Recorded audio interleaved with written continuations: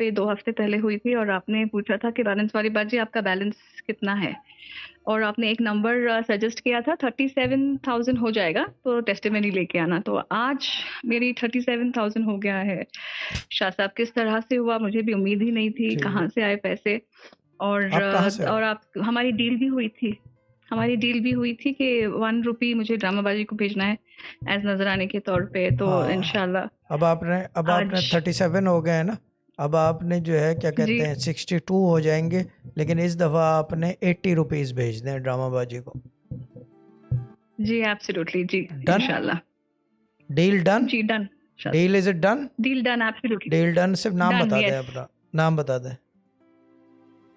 निशात फातिमा। ठीक है। Drama queen testimony लेकर आ जाना इनकी, and give me till mid of जी जनवरी। शाह साहब 62 हो जाएंगे एंड दैट्स इट। 8 रुपए जी 80 रुपए ले लेना, ठीक है ना?